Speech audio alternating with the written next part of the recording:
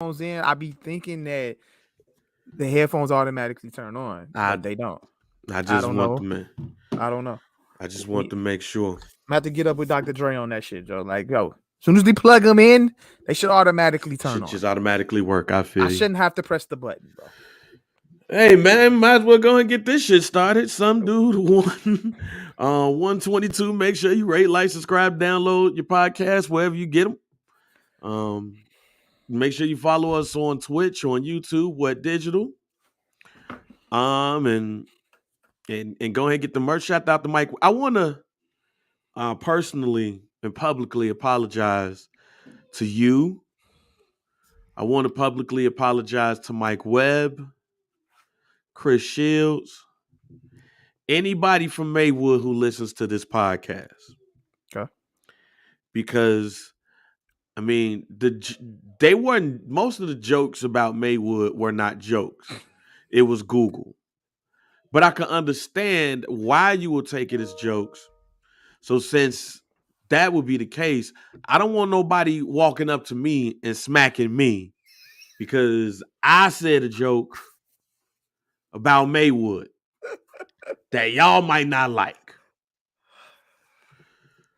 On behalf of myself, Chris Shields, Mike Webb, aka Lil Rock, and everybody else from the town, Maywood, we accept your apology. Thank you. It's all good. It's all love. It's all love. See, that's how you apologize, Mike. There you go. Last night, we didn't see a lot of apologies. We saw one to the Academy.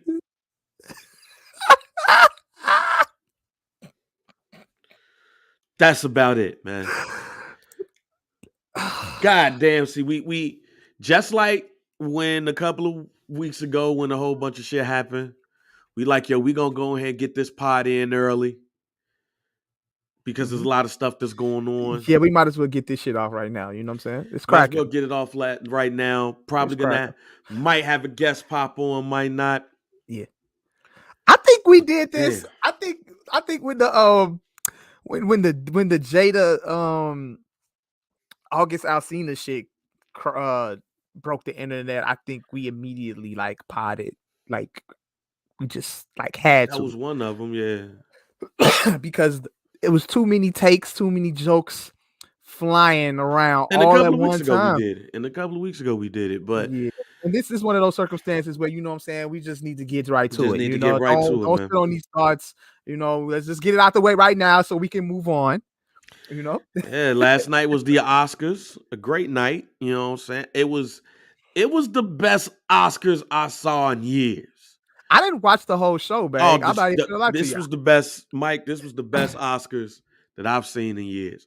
Okay. Amy Schumer, Regina Hall, Wanda Sykes, they all did a great job hosting.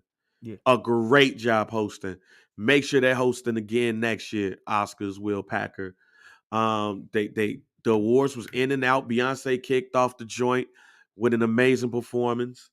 I think the name of the song "Be Alive" or some shit, you know, from the King Richard joint. Amazing performance. Blue Ivy was out there doing her choreography and everything. And things were moving along, Mike. Okay. Then Chris Rock gets on stage, and let me stop you right there. For whatever reason, I don't know what I was watching prior to the Oscars, but I turned on the TV to the Oscars. I'm like, you know, whatever I was watching, I was done watching. It might have been a basketball game. I don't know. Yeah. I turned it to the Oscars, and immediately Chris Rock was on the TV. It was like it was destined for me to see this moment. Me too, because I dozed off in real time. Yeah, because I dozed off. I had dozed off. Not saying that the awards was boring. I was tired. It was a long day. I dozed off, and I woke up, and they announced Chris Rock was coming onto the stage. I knew they was about to give out the Best Documentary Award, so I was geeked because I hope Questlove had won that award for Summer of Soul. Mm-hmm. So, you know, he gets up, he says a couple of jokes, and he says a joke about, you know, Jada Pinkett, starring possibly in G.I. Jane 2. And they showed her face, and it's like, oh. But I ain't think nothing of it. Then next thing you know, I see Will Smith walk up and a slap happens. And it didn't look real at first. Okay. And then you hear shouting, and then the screen skipped, then it blacked for a couple of seconds, and then Chris Rock was giving out the award for best documentary, and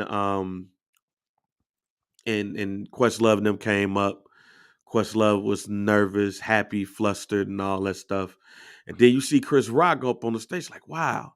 So I thought it was fake until the screen jumped. Because if you work in the business, you know about the 7-second delay. Yeah. There's a button that is pushed in some cases where some things stop recording, they skip it, all that stuff. You know, just in case for like cussing and all of that stuff. It's a set. Things run on the 7. You know it in radio. Push the button, boom. Yep. Then I go on Twitter. And they're like, oh, that was real.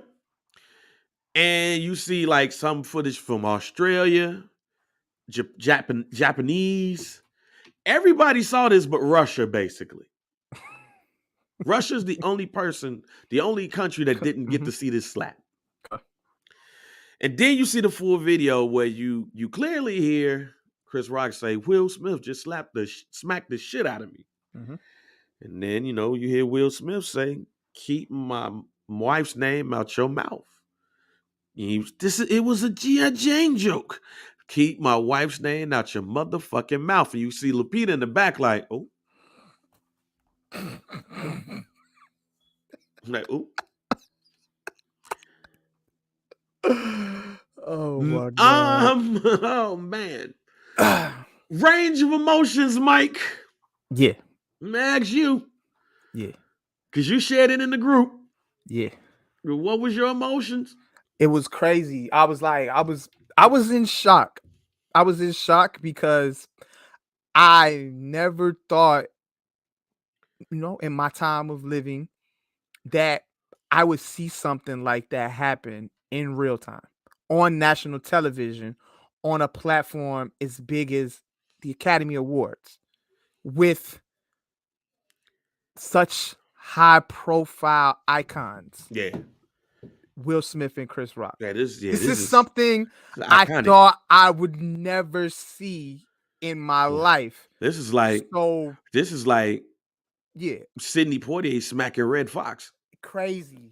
So I was trying to process it. I was still in a moment of processing it because because when Chris Rock started talking, like everything went blank, like you couldn't hear anything.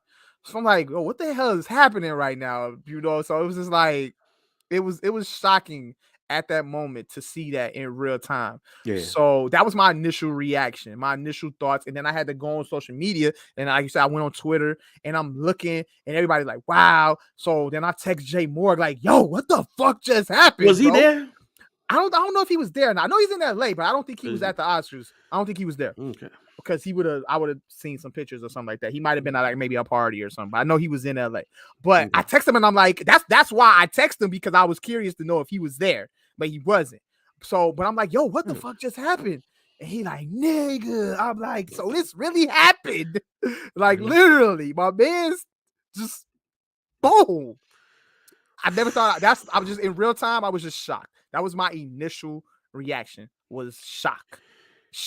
Because I never would have thought I'd ever see anything like that. And I'm shocked that I think at the time ABC had to think it was like somewhat a part of the script, because no, they didn't. They kept the camera on it though. They have to keep the camera on it.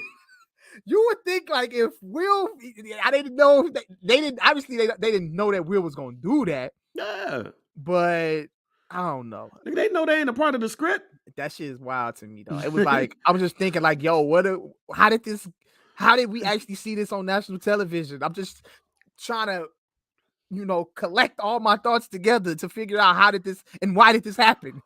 Yeah, that was initial reaction. This is literally like Red Fox coming up in the 70s and saying a joke about Diane Carroll and Sidney Poitier smacking the shit out of Red Fox. Crazy. This is legendary. One of the greatest comedians of all time and one of the greatest actors of our generation get into it at the Oscars. So this is more than just, D.L.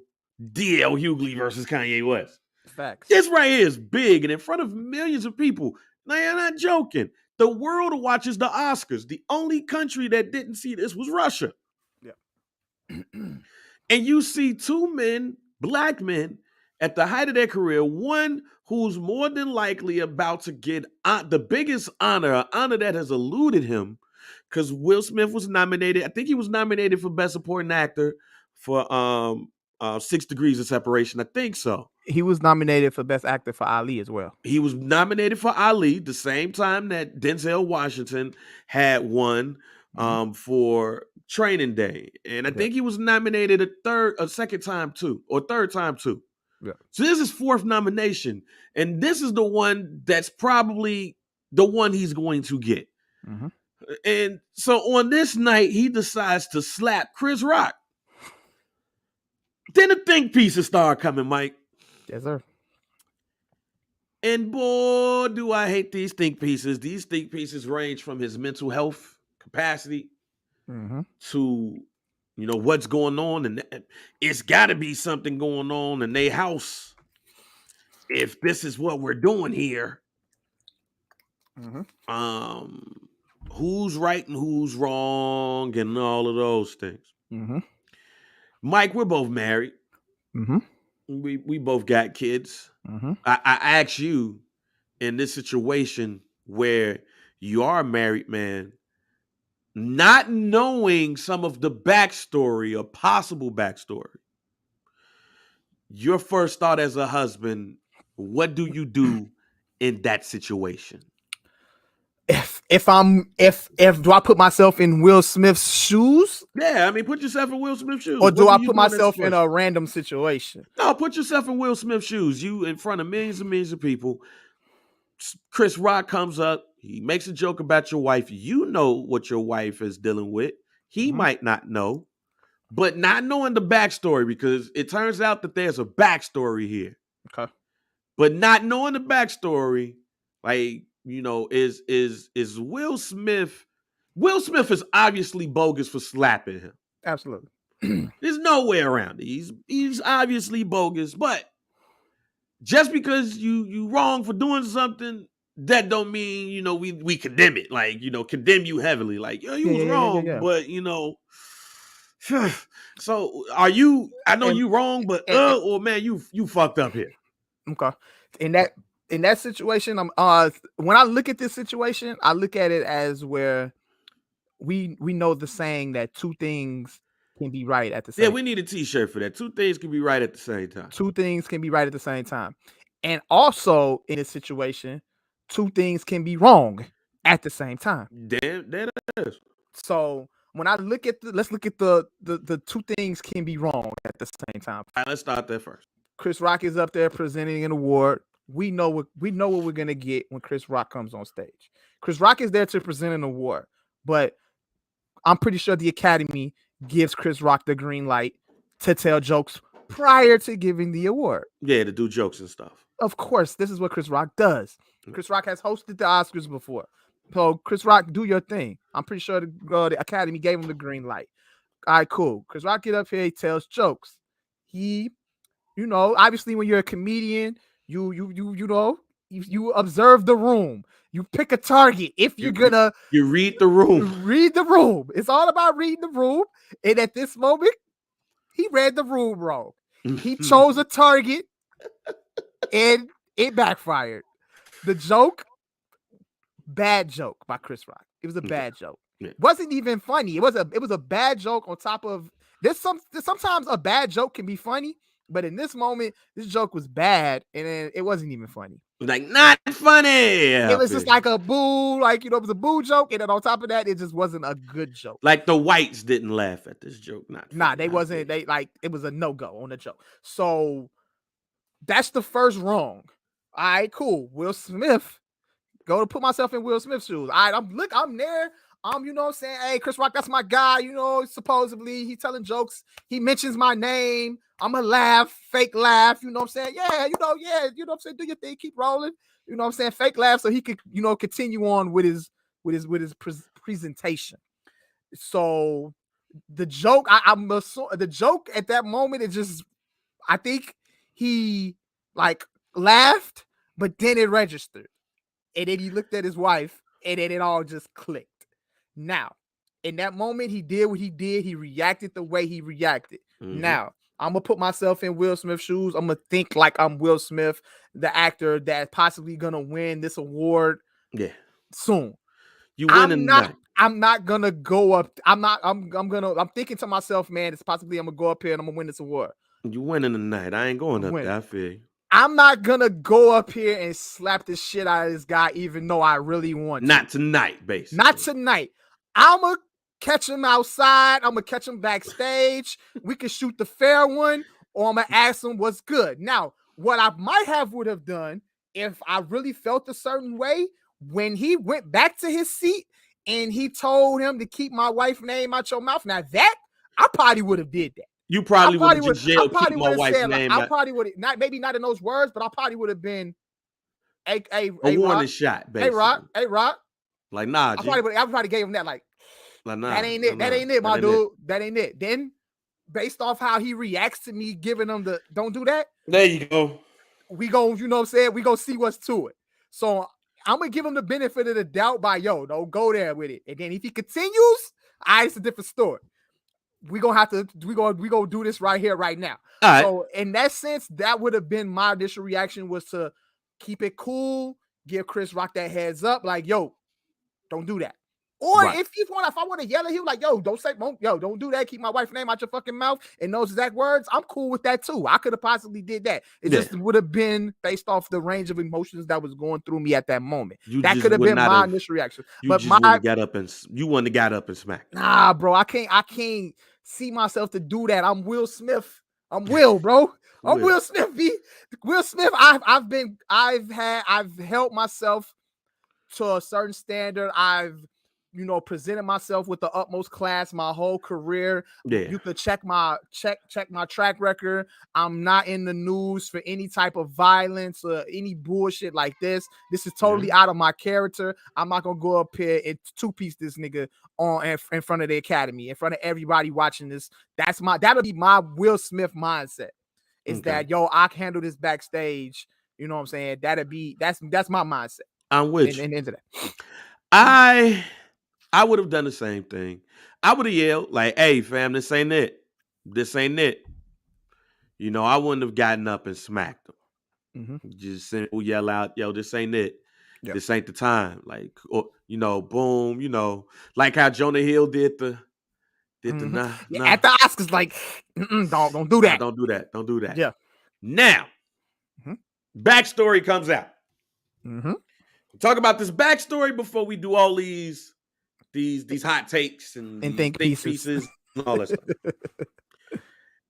I didn't remember 2016 until I saw my homegirl on Facebook, Michelle, mention 2016 Oscars. For those that don't remember, that was the Oscars So White controversy, the real first Oscars So White #controversy, where there were, I believe it was only one person of color nominated for one of the Best Actor awards. And that was it. And Will Smith was thought to be a front runner to get nominated for the football Concussion. Concussion, yep. Yeah. And I'm glad he didn't get nominated for that, because I didn't like that movie. Okay. He needed that.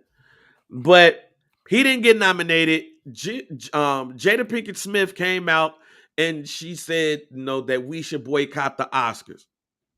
And then, Chris Rock ended up being announced hosting the Oscars. And they wondered what Chris Rock would say, because, they got a black dude hosting the Oscars, but ain't nobody black nominated. Mm-hmm. And part of Chris Rock's monologue was about Jada Pinkett Smith saying that she's going to boycott the Oscars.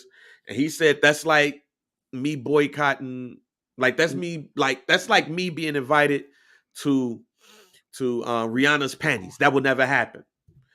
And if you look at that, look at the white people cheering G. That's what I want you to pay attention to.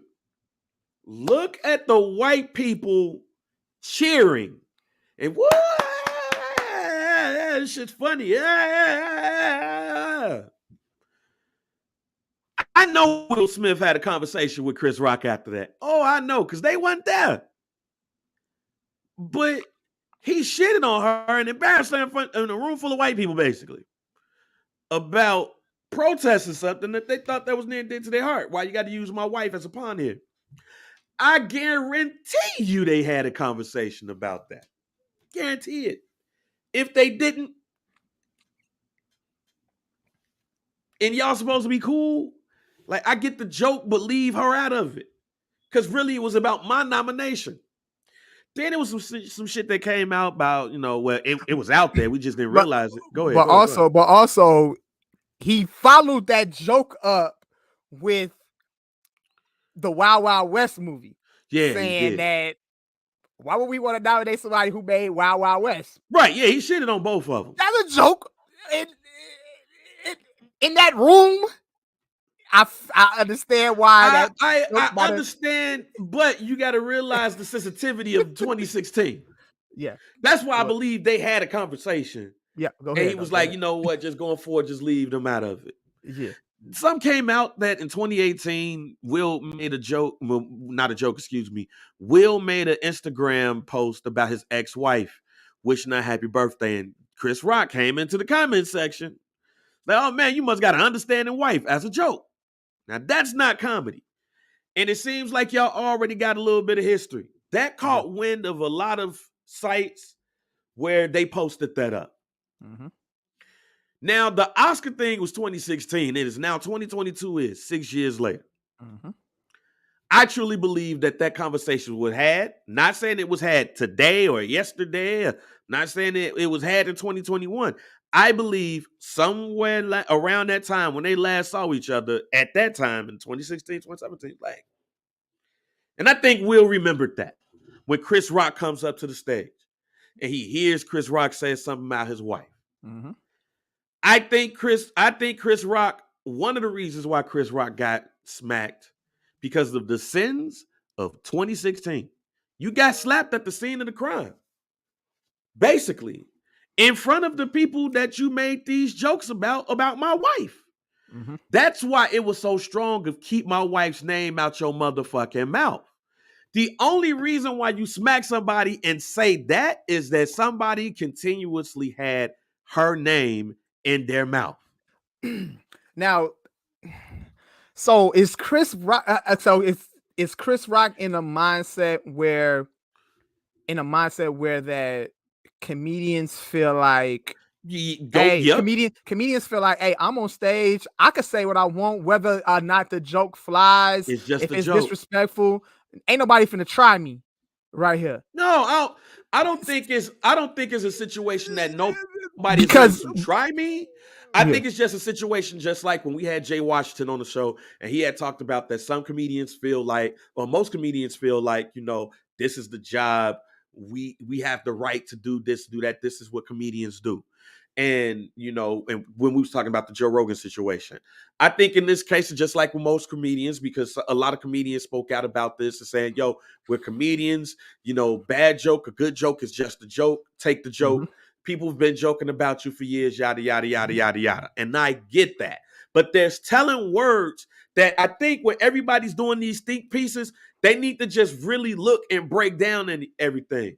The only reason why a black man tells another black man to keep my wife's name out your motherfucking mouth is if they feel that consistently her name has been in your motherfucking mouth.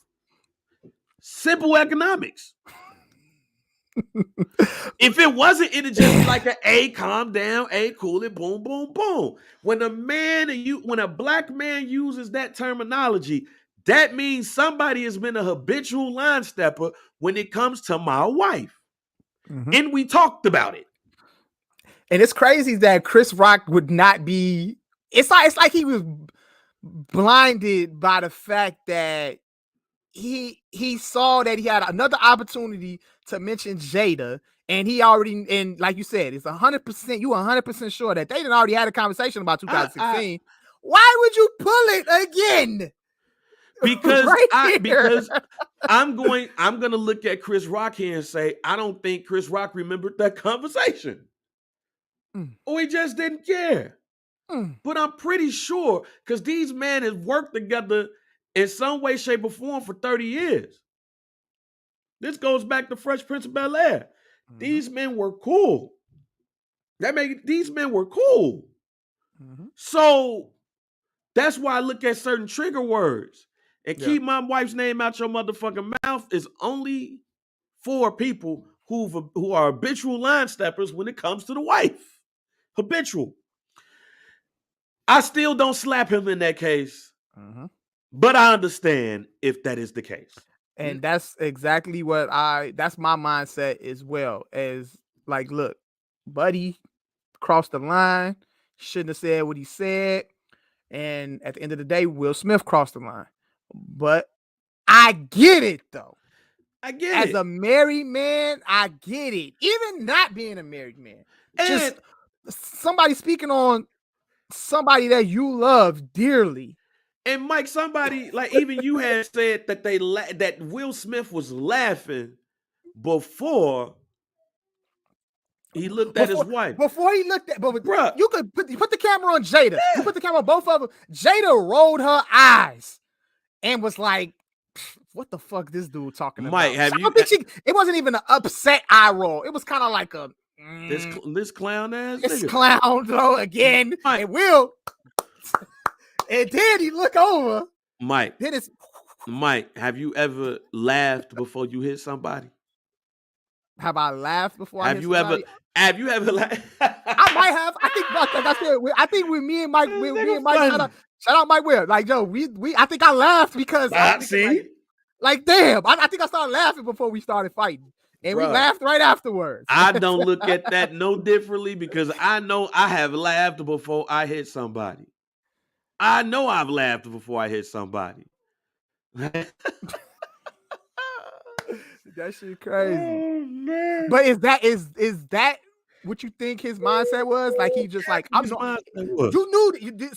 knew for a fact that soon as he said Jada's name, he was going up there. No, I didn't know that.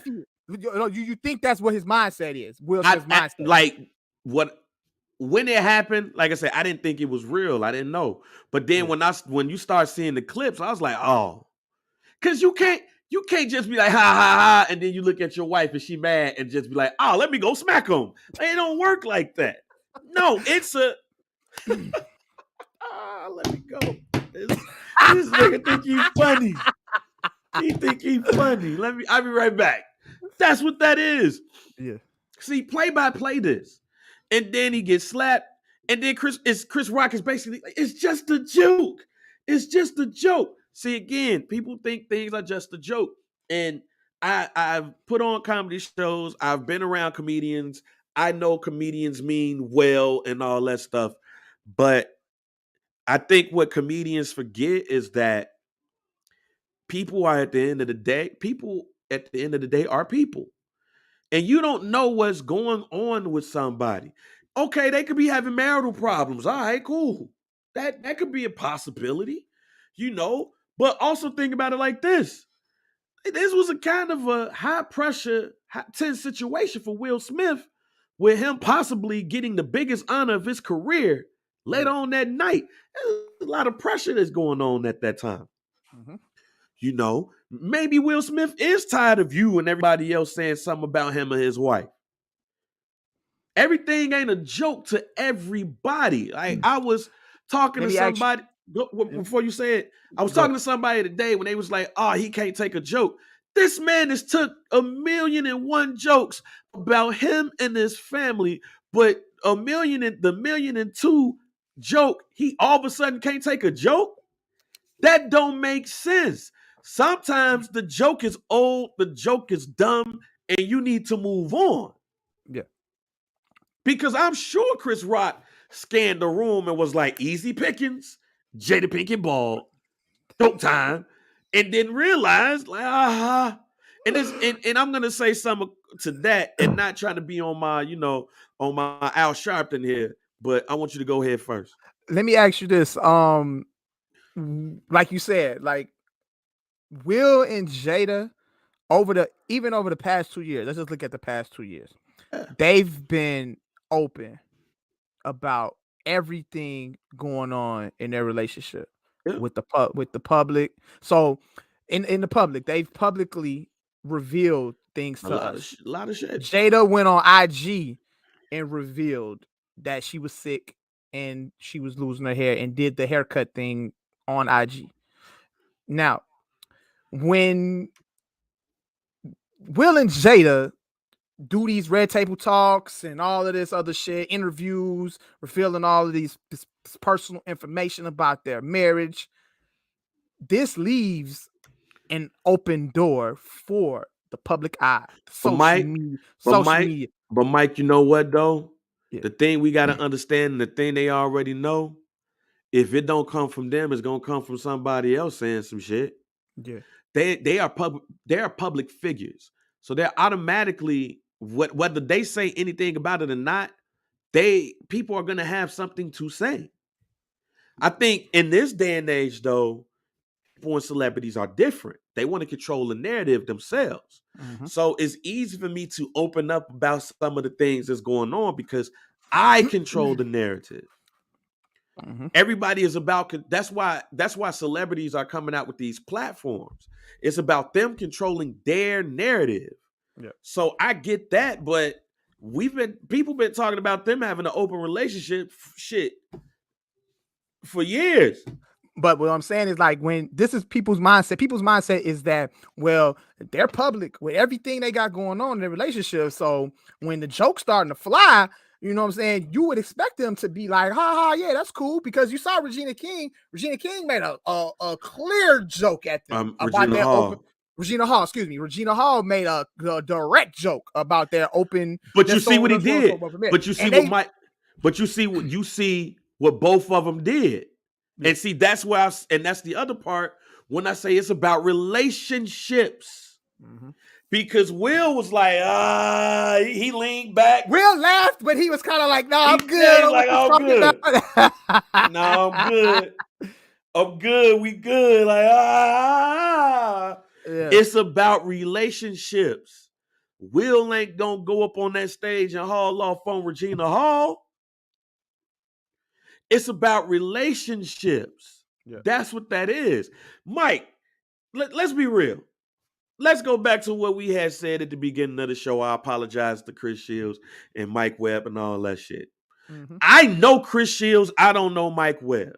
I've probably been around Mike Webb and never knew it because of Maywood. Yeah. Chris Shields and I know each other. So he knows my sense of humor and everything, and he know Bang don't. Didn't you say your people stay? Do your people stay around, or they used to stay around 14th and Oak? No, they stay over there. That's the 14th Maywood Drive. Oh, okay.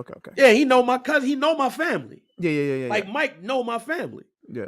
What I'm saying is he don't know me. Right. Chris do. Yep.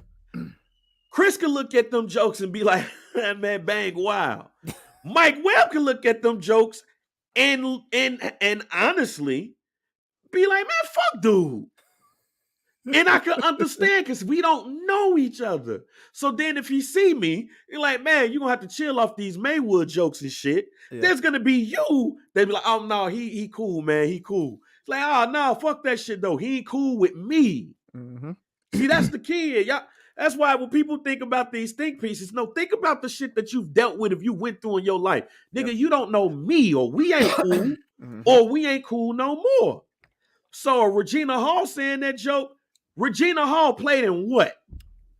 Girls Trip. With who? Jada Pinkett Smith. They all said they was cool during Girls Trip. In fact, there's supposed to be a Girls Trip too. Guess who's gonna take that joke from her better than they take it from Chris Rock? Look, this Jada Pinkett. This is Jay Moore calling me right now. Jada Pinkett. Yeah. Like, that's what that is. Yeah. But I don't fuck with him. And he knows I don't fuck with him. And consistently making a joke about me and mine, boom, not the right place to do it. But what's done is done. It was just a G.I. Jane joke. Yeah. Now, let's go to these hot takes. All of these hot takes could be right. Let's be real. It could be issues in the house. It could be they haven't dealt with the alopecia and what she deals with. Yeah. Might not have gotten over some of the things that they deal with from a marriage perspective. Mm-hmm. Mike, all of those things could be true, which leads me to something that I said yesterday. I meant every word of it. I thought it was very important to say, not just using this as an example, but this is meant for people in everyday lives too. Mm-hmm. We don't know what people go through. We don't, Mike. Absolutely. We don't know what people are dealing with at certain times. That's why you have to understand that if you say something like this, if you do something like this, and they feel a way, you got to understand it comes with the territory, especially if you're a comedian. Mm-hmm. Especially. And I said this yesterday. You, and I meant people who looking at this status too. You don't know what people are going through and dealing with. So we can say what we should and should not have done, but you can't put your expectations on people. It's a thin line between calm and anger. Yep. Mike, I could be stressed out as fuck right now, and you don't know it. Same with you. I could say an off-color joke that normally you might be like, yo, it was funny. And then I said today, and today, you pissed. Mm-hmm. And I'm sitting up there looking at you like, oh man, what are you pissed about?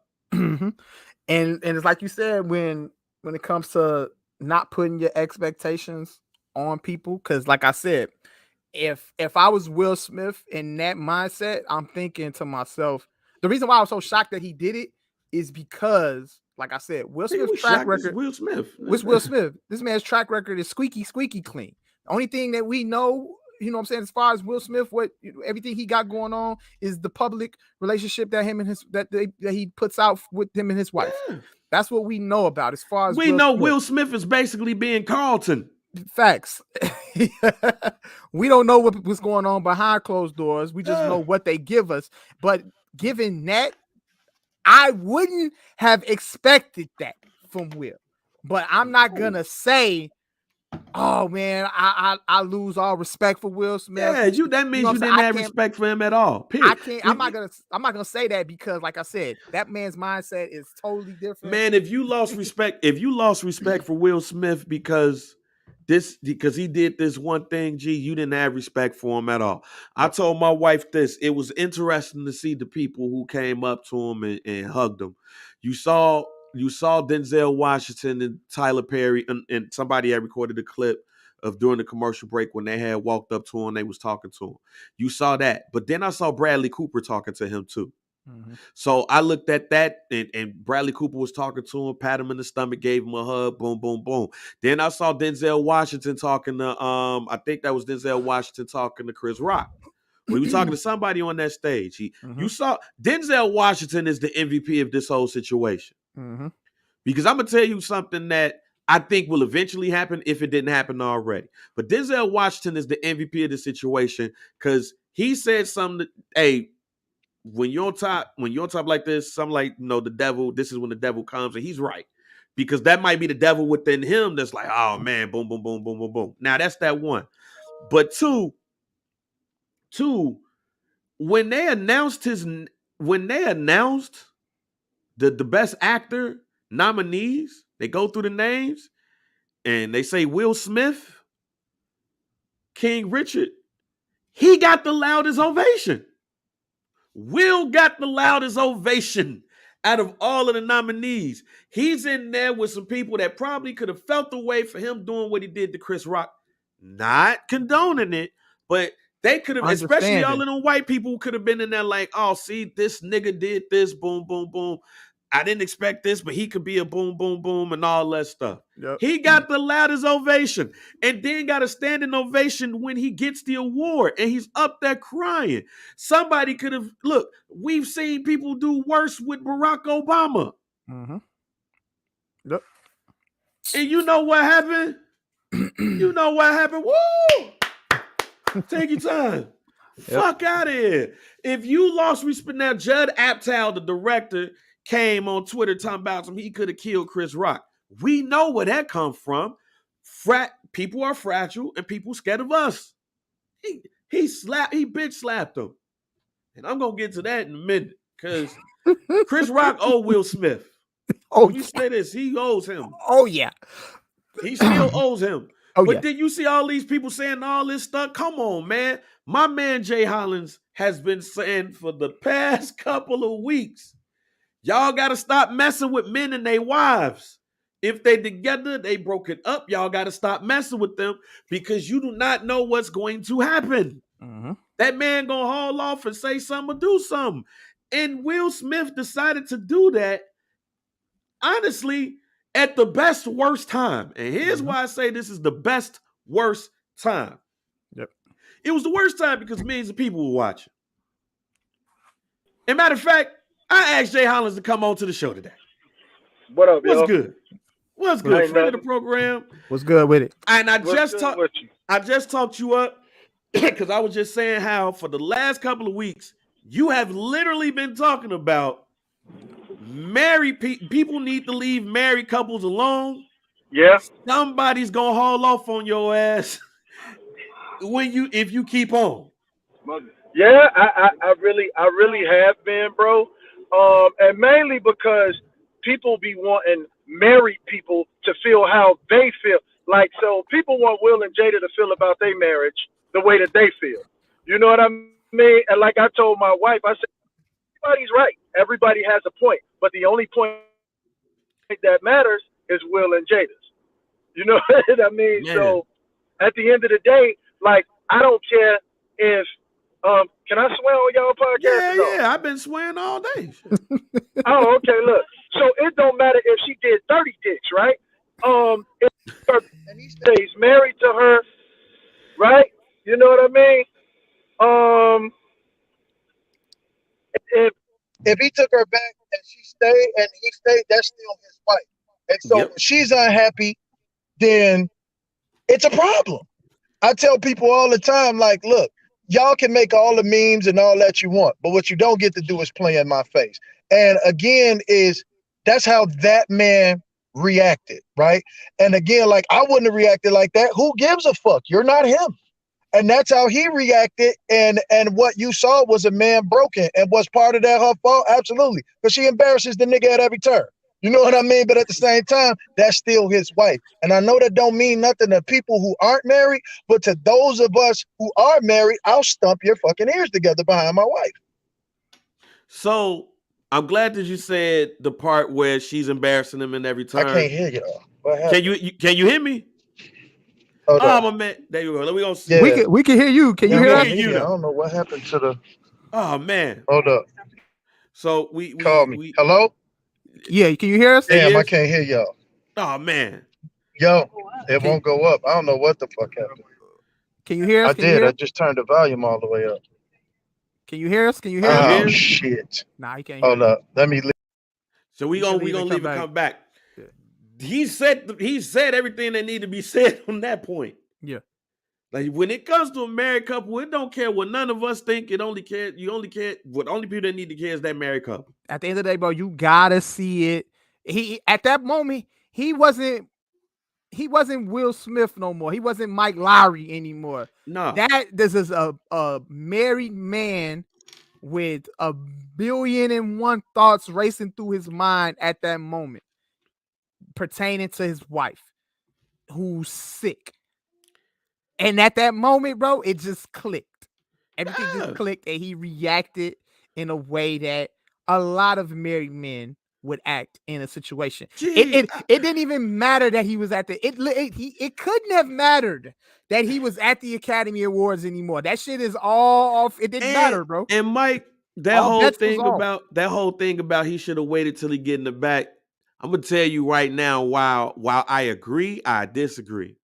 Because sometimes you need to show people in front of people what it is.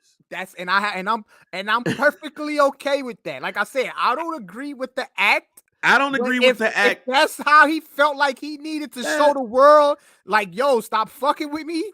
Because y'all need to know it's not sweet. Respect.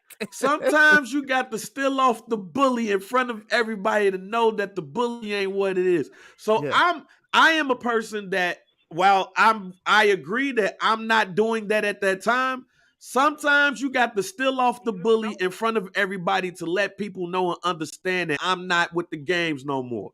And if anything, to me, that makes him look bad that he reacted like that in front of people. But I mean, Jay has been around comedians.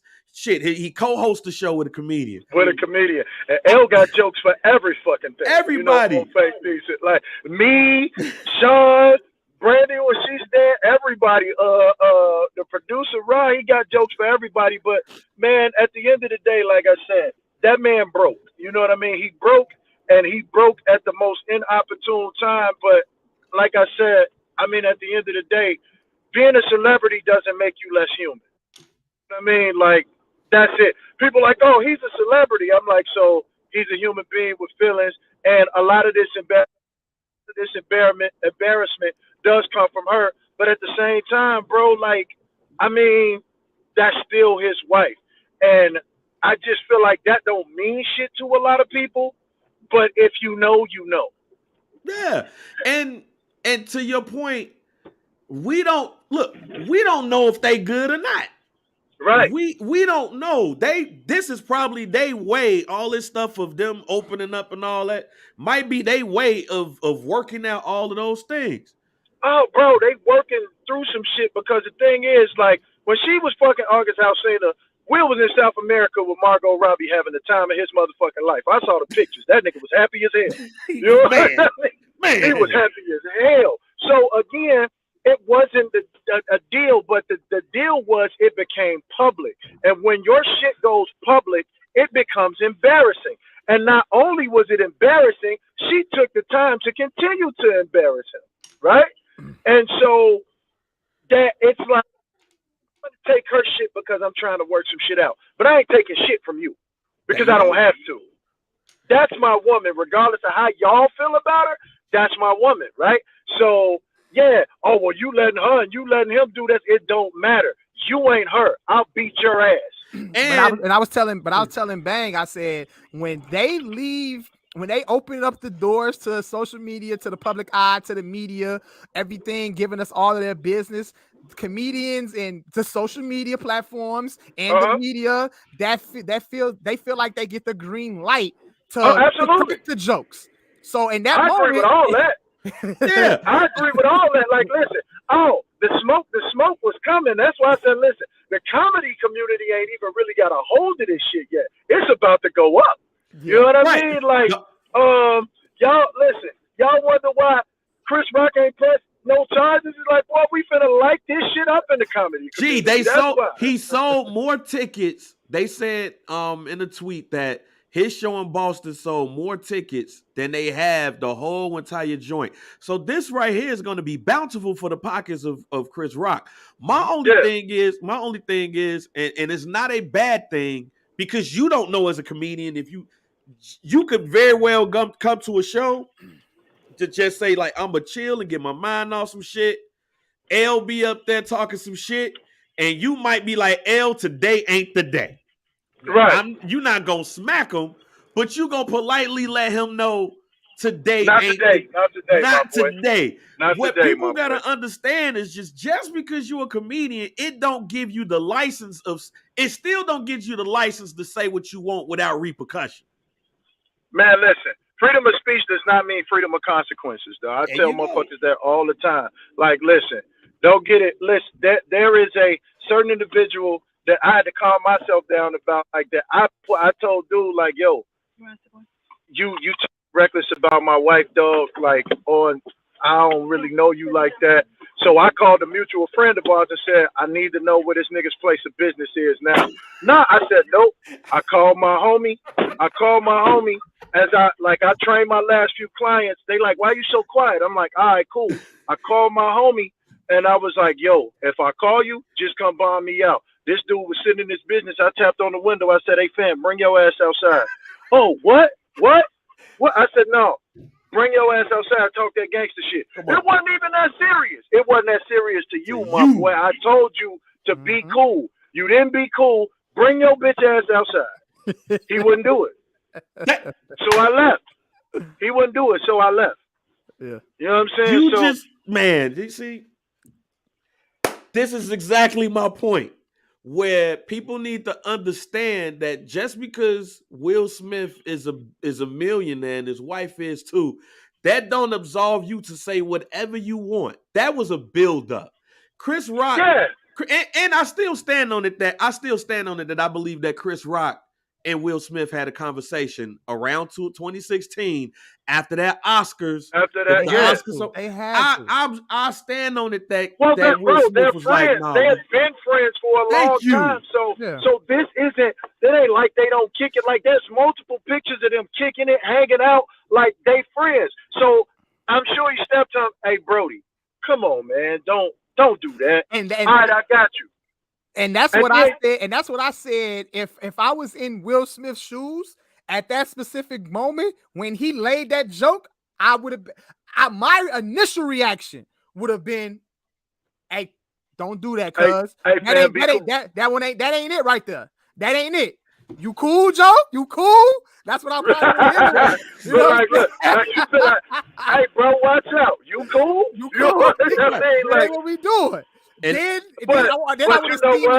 I would have seen how he reacted to me giving him the like, nah, don't do that. And if he would have kept on doing it, then go.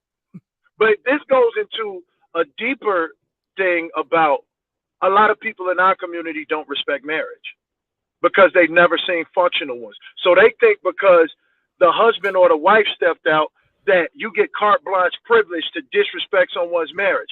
No, that's their business. Even if you know about it, you don't get to play with me about it in my face. You can make all the memes, crack jokes on other videos, but in my face, you don't get to play in my face. This is why my favorite line with everybody has been saying, and I've been waiting to say, is he didn't do that to August Alsina. Fam, and what I'm about to say is meant for no disrespect for August Alsina. And I know normally when somebody says that, it's like, oh, you're about to disrespect him, but I'm not. August Alsina, last album, when he did that, basically him talking about Jada Pinkett Smith was an album rollout. And the album didn't do jack shit. That shit went double wood. And he's unhealthy at the moment. The man is not the healthiest person in the world. Will Smith won. He ain't got to say shit. And we don't know what conversations that they've had even before that. But I guarantee you, if that album rollout would have happened in front of Will Smith, especially what we saw today, he would have. But this is the third time Will put hands on a motherfucker. Yeah. He put hands when his oldest son, Trey, was little. Remember, he was holding him, and y'all old enough to remember this. He was holding him. He told the cameraman, "You scared my son. Yep. I don't have to." Will stole him, right? When the dude ran up on Will on the red carpet and kissed him, Will smacked him. Chris Rock is number 3. Y'all motherfuckers be acting like Will ain't a nigga from West Philly. Oh, he's technically number 4 if you ever heard of the story about when right after he won the Grammys, apparently him and Charlie Mack allegedly whooped the shit out of somebody and he got arrested for it. But he says that, he got arrested and charged with assault and battery or something like that. So it could be possibly number 4. But the point is, Will been whooping niggas' ass a long time. Right, a long time. You know what I'm saying? Niggas see him getting jiggy with it and be like, I'll beat his ass. And now I'm about to lead into Bang's favorite phrase. The majority of you niggas talking shit are fat and docile, right? Yeah! You are not. You niggas do not train enough. You don't box enough. Will is a gym rat like myself. I box twice a week. I lift weights 5 to 6 days a week. You have not prepared your physicality to do nothing but get your ass whooped. And nobody rises to the occasion. People fall to that level of training. your diet consists of fucking Harold's, Uncle Remus, Giro King, and fucking Hennessy and blunts every fucking day. You ain't gonna whoop nobody ass before you go into cardiac arrest. Shut the fuck up. Shut up. You wouldn't have did shit but got your ass embarrassed. That's all you would have did. 90% of you niggas can't fight. I've seen you. You can't fight. You know what I mean? So stop. Jay Hollins, I'd like to thank you for. I was hoping that you used the fat and docile line today.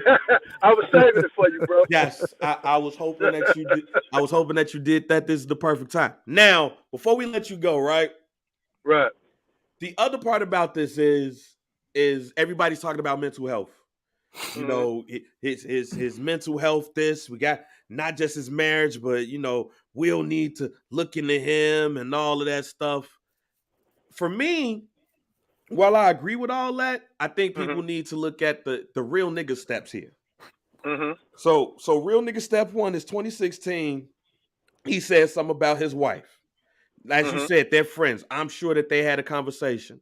In 2018, and this is stuff that I've seen, that looking this up, seen on the internet. That's about 4 different occasions. Yeah. It's been a couple of occasions where Chris Rock has said something about Jada and Will. So now what happens, and now what happens again at the scene of the original crime, which is the 2016 Oscars, where they wasn't even there, he had something to say. Is there something to say about whooping the friend's ass who plays too much? It happens regularly. You know what I mean? Like, it happens regularly. You know what I mean? Like, is Will fucked up? Yeah, but that goes back to his childhood. He said, I've always been into pleasing people at my own expense, even if it cost me my happiness ever since the first time I saw my dad hit my mom. So it goes back to that. But yes, that we all had that one friend that played too much, that you had to put it on his ass at least once. Even if you was a shorty, like, hey, dog, now's the time. Oh, man, fuck that. No, that nigga mad. Then when you punch him in his shit, he like, oh, what the fuck? Like, bro, I told you not right now. That's what I think. I told you not right now. That's exactly what I think Chris Rock is at this moment. That's why I understand everybody's mental health thing. I understand everybody's marriage thing and all of that. But at the end of the day, I think Chris Rock played himself as the person who plays too much. Because Lil Rel said something that I thought that was very interesting. Chris Rock is used to making fun of people in front of them. He's not used to doing that no more in front of hostile crowds. So you can't really fathom when to do this shit and when not to do this shit. Out of all of the people you scanned in that room to say something about, I'm gonna pick the people that I know. But Will was a powder keg waiting to explode, man. And he don't know that. And the friend that plays too much normally get their ass beat by the powder keg. Yeah, and that's pretty much how it goes. Yeah, man, I want to thank y'all for having me on, man. I said too much. I was saving the fat and docile for you, bro. You know, plug the pod. Yo, if y'all in the group, check out. We go live at 2:30 on Sundays. We'll have our spouses on, all three of us. Well, L's girlfriend and me and Sean will have our. He spouses. all in love and shit now. I ain't never seen L like this. Hey, man, when you got one, you got one. Tiff a good one. So shout out to Sid. But we'll all have our significant others on the pod, which is something we never do, discussing this shit this Sunday. Shit. So, you know, I've been married 22 years, so I got a lot of shit to say. I've been holding it to the chest. I've said enough on y'all pod. I got to hold the rest. So that's what I'm talking about. So, hey. All right, man. I appreciate y'all, brothers. Yes, sir. Y'all be smooth. Can't wait to see y'all post this. I'm going to go back and watch the whole shit. My man, I'm going to holler at you. Yes, sir. All right, man. Fake Decent Podcast. Jay Hollins, y'all make sure y'all check that out. They got the Fake Decent group as well. So yeah. I think it's a lot to unpack on that, but I think Chris Rock, basically, I was waiting for that to hit up because I believe that Chris Rock is the friend that plays too much and don't listen. Yes, sir. I think a lot of these about about right. mental health is I think nobody's really saying anything wrong, but it really boils down to, man, this dude played too much, and I have to show him in the worst place possible that this is what it is at that moment. Will didn't want to do it. He didn't want to do it. He didn't want to do it there. He didn't want to do it there, but it had to be done. And I think, and then also, I think it had to be done because sometimes you got to show your worst to show people that I'm not to be fucked with. And I'm tired of being fucked with too. Now, to Chris Rock, before we move on. Hey, man, Chris Rock got to challenge Will Smith to a fight. Look here.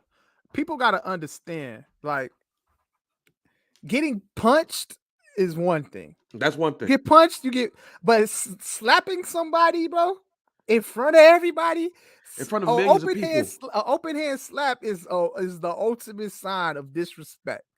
It's like that's more disrespectful than getting clocked. That is. I'd rather him punch. If I was Chris Rock, I'd rather him punch me. I would rather him punch me. But the slap though, bro. It's not that he just slapped him, Mike. He slapped him. Yeah. Turned around and walked off and smiled. Fixed this jacket. Smiled, and walked to his seat, and then yelled in front of people. And then yelled at him. That's kind of like a pimp. That's kind of like a pimp walking up to his hoe on the street, like, where my money at? Right. And then walk off. No. Walking, slapping her because she ain't doing a job. Then walk back to his seat. Walk back to his car or wherever he's watching her from. Like, yo, where the fuck my money at? Get out here and get back to work, bro. That was a pimp slap, bro. Yeah, that was a pimp slap. I'm not gonna lie to you. I'd rather if that was me, he would have to just punch me, and I would have felt better about the whole situation. But he slapped him, turned around, fixed his jacket, and walked off. And all I could say is, Will Smith just smacked the hell out of me. They gotta fight, dog. They gotta fight. They gotta shoot the fair one, a fair one. Like, they have to fight. It ain't gotta fight it in front of us, but they have to go into a gym and they gotta fight for 3 rounds or until somebody's done. Yep. And if I get my ass whooped, if I'm Chris Rock and if I get my ass whooped, I get my ass whooped. But now I gotta see memes of me all over the internet of me getting smacked. Yeah. And if you look at the video, Chris Rock did want to retaliate because his arm went back and then he realized where he was at. Shout out to Chris Rock because he was an ultimate professional in that moment. He kept it cool and he ate it. But it happened. Chris Rock has to fight Will Smith. They got to shoot the fair. There's no other way around it. Will Smith, and then he didn't apologize at the end of the night. Crazy. We have to fight now. Yeah. Nobody could call on the behalf of anybody on Will Smith's team to say, hey, we want to send you an apology. We want to donate some money to your favorite charity. None of that. No, we have to fight. And this Mike, this is how I'm gonna detail this situation. They got to fight. Denzel Washington, Samuel L. Jackson, Wesley Snipes, Tyler Perry, all of the black men in Hollywood got to be there. This got to be like pit fighter for black Hollywood. Okay. Like Anthony Anderson, whoever was black and famous in that room, got to be there. Mm-hmm. It's going to be at a gym. They all going to be at the stands. We fighting. And we're going to fight till it's done. And then Denzel Washington is going to be like, all right, fight is over. Now just talk this out. And then it's done. But Chris Rock, he can't sue. He can't press charges. He can't do none of those things. And I don't think Chris Rock would want to do that anyway. Because at the end of the day, I think he feels like him and Will Smith are friends.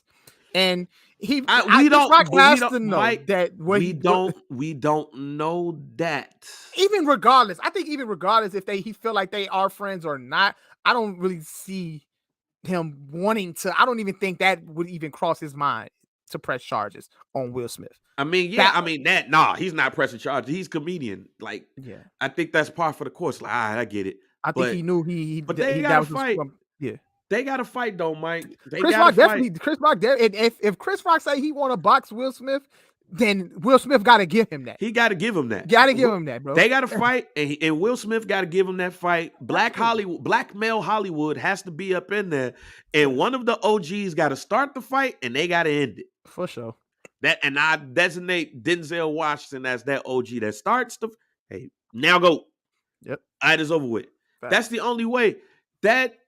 No, we can't take no Instagram picture just to be like, yo, we pieced it up.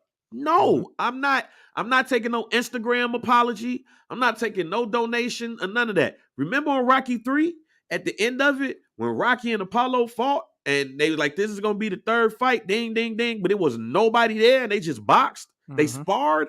Yeah. That's what's got to happen with Will Smith and Chris Rock. There's no other way around it. Chris Rock has to fight Will Smith.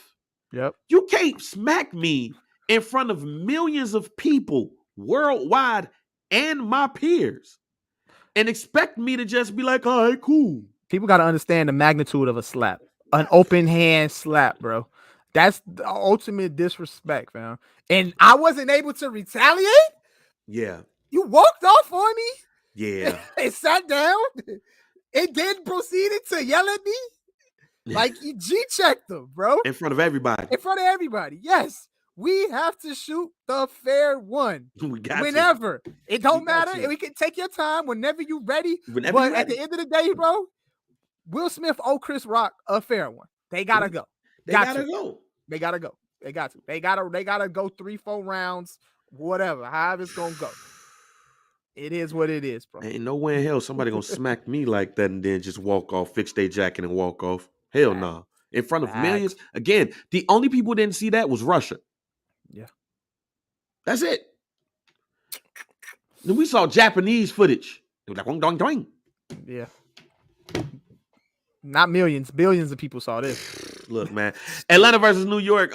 Skills had put out a tweet that said that he was having an argument in the barbershop, which Cats was saying that Atlanta has had more years on top than New York.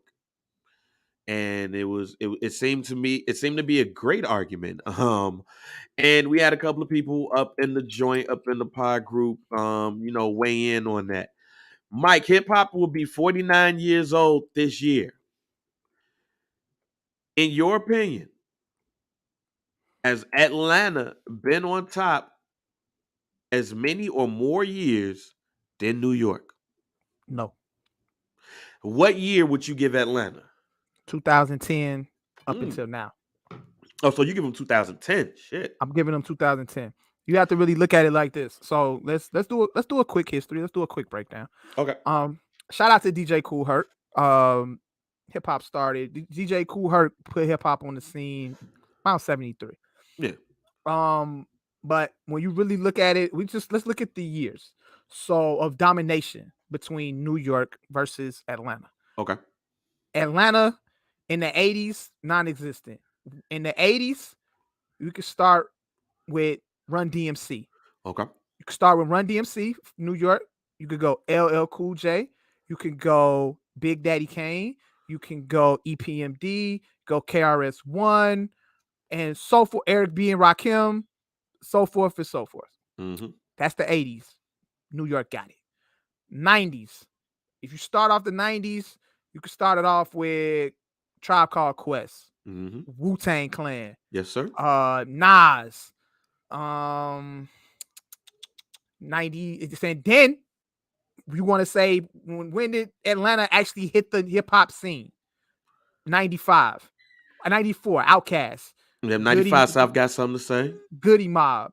I think those were the main groups from Atlanta that actually kicked it off for hip hop. That's what you could try to say.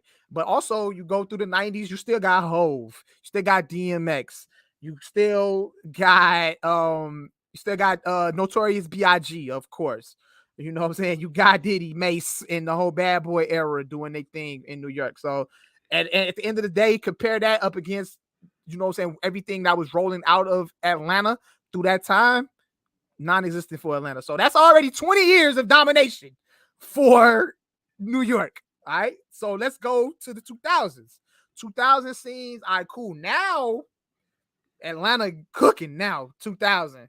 You got T.I., you got Jeezy, you got Rick Ross, you got Ludacris. And at this time, too, compared up against what New York was doing, this is peak Hove season right here. This is peak Hove. This is peak Nas. This is peak 50 Cent hits the scene. You got G-Unit. You got Dipset. You got, you know what I'm saying? You could go to Fat Joe, Terror Squad, Lean Back, all of that shit.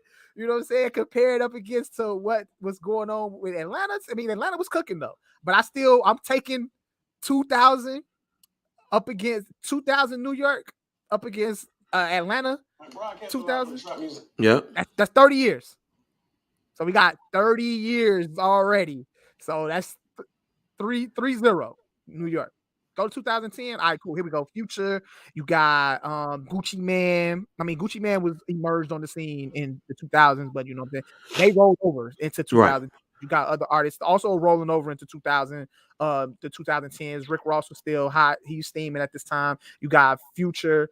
You got Mike got the whole timeline, ladies. I'm sorry, Gucci. You got Gucci, and then you got all of his children, Young Thug, Gunner, Lil Baby, all of these current niggas that's right now, all of that shit through the 2000s, compared up to what was going on in 2010s against New York. Who's the hottest artist in New York around like the 2010 era? Who's the hottest artist? Nicki Minaj. Yeah. Nicki Minaj might have been the hottest artist from New York during the 2010, 2020. Then you got Cardi B, you know what I'm saying? So you got pretty much women dominating the New York scene up against Atlanta. Just Atlanta. 2 Chainz. Don't forget 2 Chainz. Domination. So Atlanta gets 1 decade. See, I get wow. That's me currently. That's my opinion. I like that breakdown. See, I gave Atlanta 2005. I give that 2005, but I'm looking at I break it down by decade though. No, I'm going decade. When you say years. Yeah, I'm just saying I gave them, so that would be 2 decades. Well, 3. New York got 3 decades. I would say, like, if I go by that timeline, 2005, that decade is 1. What a year? The year? No, I'm just saying starting at 2005. Okay. Go ahead. Yeah. And then you got the 2010s and then the 2020s. So that's why I'm not going to do by decades. Okay. But I'm going to give you 2005. I would say that Atlanta, the stranglehold starts. Mm-hmm. Now, with that being said, with the stranglehold starting at 2005, that still does not give Atlanta the amount of years needed by the numbers to say that they got it. I'm strictly talking about the numbers. I think by the numbers, New York still has it. New York has the game from 79 to 91, and then they drop it for 2. They drop it 2 years later. New York gets it back by 1993. Mm-hmm. But like straight NY loses it because Death Row. I think Death Row gets a stranglehold with Dr. Dre and Snoop. Now, that still does not give the amount of years New York like Atlanta needs to take over New York. Yeah. With that being said, it's fucking close. It is close. But here's the thing that I think people need to understand, right? With that being said, I think it's a good debate, but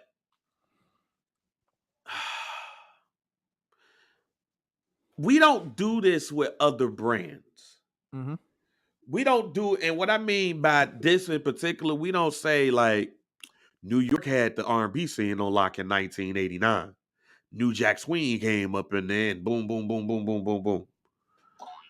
I think that these arguments happen because Atlanta and New York feel the need to now compete with each other because of it. Yeah. I think if whoever started that argument, if they would have said the South if you would have said the South, totally different. It's totally different thing. But Atlanta looks at themselves like New York. They don't look at themselves as the South. They look at themselves as New York, basically, or LA. Conversation last week about the Chicago music scene and how Atlanta only wants to hear Atlanta. So that's why when you listen to the radio in Atlanta, you started here early in the game. You start hearing Atlanta because the people in Atlanta only wanted to hear Atlanta. Let me ask you this. So when we talk about like you said, we discussed this. But when we talk about the regions, when we mention New York, it's straight New York. It's strictly straight New York. When we talk about the West Coast, it's literally just LA. Like it's LA. Like, but when we talk about the Midwest, it's Chicago. And then, you know what I'm saying, St. Louis. You know, they had, you know, Nelly and, you know, all St. Louis did not have shit for 5 years. They did, but what I'm saying is, like, we gonna move on from that. But when we talk about, but then it's down south. It was always, it never was like Atlanta. When we talked about Atlanta artists, we always compared them with and like kind of like grouped them in with down south artists. We grouped them in with Texas. We grouped them in with like UGK, Scarface. When we grouped them with like Miami, you throw in Rick Ross. And then when you talk about Louisiana, you talk about Cash Money, Lil Wayne and them, and you know what I'm saying, No Limit. They's kind of like the down south era, the down south music. It kind of like just came together and they formed as one. Yeah. When we discussed music, is that like an advantage for Atlanta when you look at it? When you compare it? I think in the beginning it did, but I think now it doesn't because Atlanta feels like, you know, it's the separation time. Yeah. Like again, Atlanta sees themselves as New York and LA. Yeah. They don't see themselves as a region. They see themselves as, you know, the Mecca, so to speak. So they're not trying to group themselves with a Houston or Memphis. It's definitely not the same because when you look at artists, like when you think about artists from Houston, who do you think about right now? You think right now? Who do you Travis know? Scott And Travis Scott, Scarface. Not include Scarface. Don't include Scarface because Scarface. Let's say somebody else. Damn. See, two people. I'm thinking. I'll wait for you to say the other way. Megan Thee Stallion. Yeah, I was about to say Megan Thee Stallion and Travis Scott.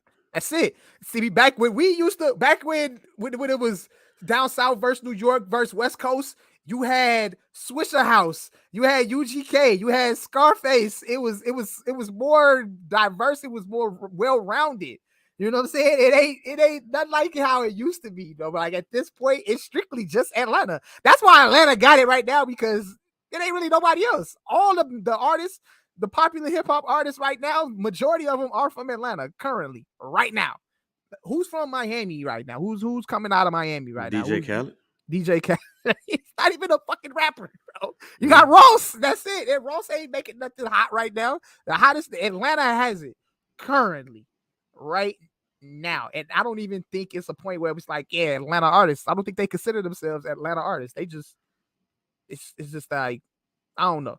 The comparisons. When I'm thinking about the comparison, I really don't see Atlanta saying that, oh yeah, Atlanta got it. We up against these other niggas. You know but see, that's what I love about Atlanta.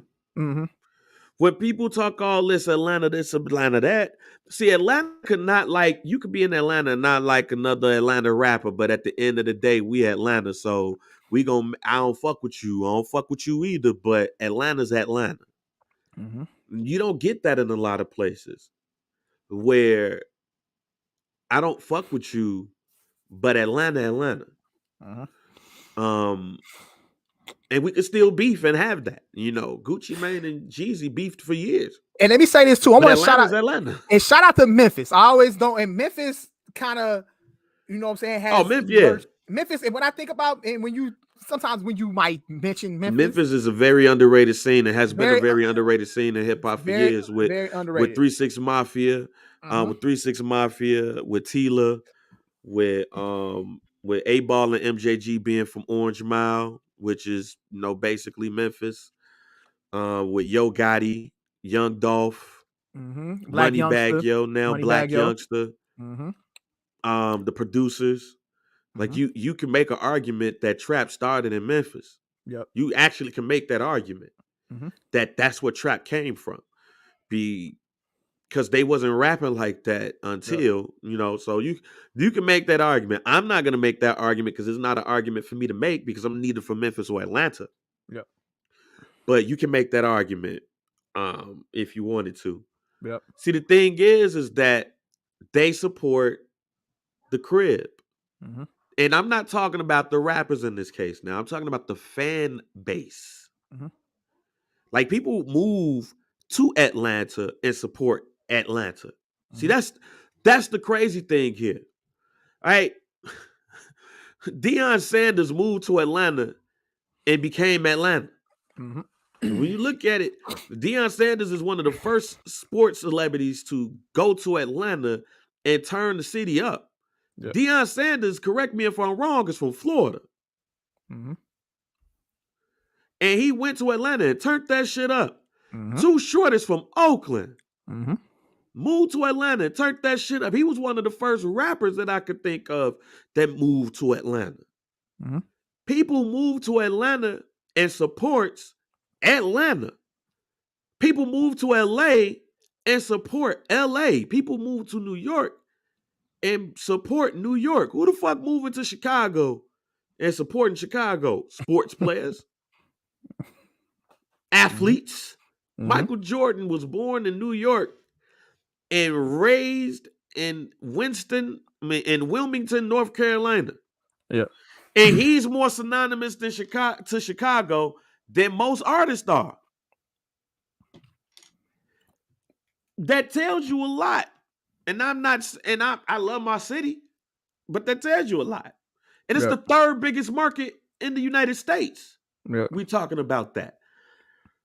Chicago should very well be the people that's like, hey, we had the game for a certain amount of time. Yeah. But that's not the case. We've had spot dates, basically. Yeah. So, but to get off the crib here, because I know somebody's going to listen to this and be like, oh, see, bang. Like, I just moved back, so I don't know nothing about Chicago. With that being said, man, yeah, Atlanta, I think in the next couple of years, it's going to be that they have had the game longer than New York. And the thing is, I don't think New York like that shit. That's why they keep forcing people down our throats. Yeah. New York has been forcing artists down our throats for years. Oh, man, New York back. Bobby Shmurda's coming out. Oh, man, New York back. Saigon. New York back. The New York back. Griselda. And they're like, yo, we from Buffalo, my G. No, y'all from New York. We talking about the state. Mount Vernon. All we talking about. Yeah, New York. New York hits us with this New York back shit every other year. Yep. 5-year foreign. New York back. We own drill now. It's tough. It's tough for New York right now. But to fully answer that question, though, like I said, I look at it in a different way. I feel like Atlanta had the chokehold on hip hop in spurts. Right. It's in spurts for me. I feel like even in times where they had it in like the years you bring up, it was New York still had artists rocking the year that Atlanta had it. Right. It was never a big significant gap until to 2010 beyond for me. I feel like the first 30 years is easy to say New York had it. New York had it on the hip hop scene. So that's how I look at it in a sense. I don't, but shout out to Atlanta. Yeah. So that's my thing, man. Atlanta in the next couple of years will be able to stake that claim. But it's not now. It's not now. But hip hop is only 49 years old again this year. Let me ask you this, Bang. Since we talking about New York real quick, and New York always claim that they have it, or they don't, but they really don't. Is New York ever gonna emerge back into the scene? Nope. Hip hop. I think as a city, nope. I think that shit's dead. Because if they do it, they're gonna do it off of the back of another sound that's not there. See, the one thing that I love about LA is LA. The LA sound is the LA sound. You gonna know that person from LA by the way they rap, by the way they talk, by the production. They ain't changing for nobody. And that shit gonna hit or it's not gonna hit. They might jump on tracks from other people, but Compton, Long Beach, Vallejo, like the cat LaRussell that's really doing well on social media with his raps. He sound like a nigga from Vallejo. Mm-hmm. He's not having to rap like X, Y, and Z to get on. Here's another one. Detroit sound like Detroit. It sound weird as hell. Shoot a nigga in his face shoot a nigga on his face in the car seat. Something, whatever the fuck they be doing over there. The shit just sound like it's too fast for the beat. You know, Sada Baby and all these cats, they got their own little sound. You know Detroit when you hear Detroit. Just go listen to Miles Bridges rap. Mm-hmm. I be sitting there like, I don't know about this, but Detroit love it. That's cool. Yeah. Memphis is Memphis. Houston is Houston. Atlanta is Atlanta. Unfortunately, backpacker hip hop and all of that stuff has been associated with New York all this time. And you know, and people like Jay-Z and the people like beats and samples. But when you look at it, especially during the Jay-Z time, somebody from Chicago really invigorated New York rap with his production. That's Kanye West. Mm-hmm. So that New York sound we was used to in the early 90s and all of that stuff, that kind of went away. So anytime New York comes back, New York is going to sound like somebody to come back. Which would mean if that is the case, then that sound would sound like somebody, which in my opinion, to me, that person or that place or that thing that they sound like will be that voice. Mm-hmm. It's almost like plagiarism to an extent. Mm-hmm. Because when cats be talking about New York drill, I look at that shit crazy because I'm like, New York drill, that's Chicago drill. Mm-hmm. They just make it a little bit more swaggy. It's like Jiggy drill, in a sense. It's like Jiggy drill, and it's no diss to none of those rappers because in some cases they do drill better than we do. In some cases, in most cases, I don't think they do. But they took a whole sound. They took a whole sound and they took and made it their own. And then when I started seeing them throw up the GD in New York, I was like, New York is not even really known for gangs. When did GDs come to New York? Like, it's stuff like that. And again, I'm not dissing New York in any way. It's because what we're used to. Because I'm going to tell you one of the main reasons why New York has always had a stranglehold. It's because basically the reason why I said Chicago should have a stranglehold for a while. Because we're in the third biggest market. New York is the biggest market in the United States. It's the number one market in the United States. All of the media is there. All of the media that everybody cares about is there. All of the poppin' podcasts is doing all these numbers and everything. Most of them niggas is from New York. And they are in New York. New York is the media capital of the United States. So I could drop X, Y, and Z, and all I have to do is go around the corner and do a whole goddamn run. And because MTV and VH1 and the biggest, the radio stations that's doing the biggest numbers, and since they're there, it's easy for an artist to break if they are in New York. Or the same thing as in LA. That's why the whole thing was we got to move to New York or we got to move to LA because we don't have the media. We don't have the media and all that capabilities here in Chicago, even though it's the third biggest market. We don't have a power, even though GCI is cool, they're not Power 105. Even though Power is cool, they're not Hot 97. Yep. Ain't no MTV here. Ain't no none of these platforms. They're not making movies here. That's in LA. Yeah. And they got Big Boy out there. We shoot TV shows here though, but that not TV movies. shows and all that. TV shows and movies. Spike Lee out there making movies and shit in New York. Yeah. Like, you have all of these things that we're not doing here. There's no ecosystem.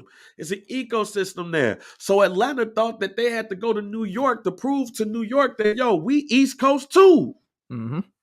We East too. And then they was like, no.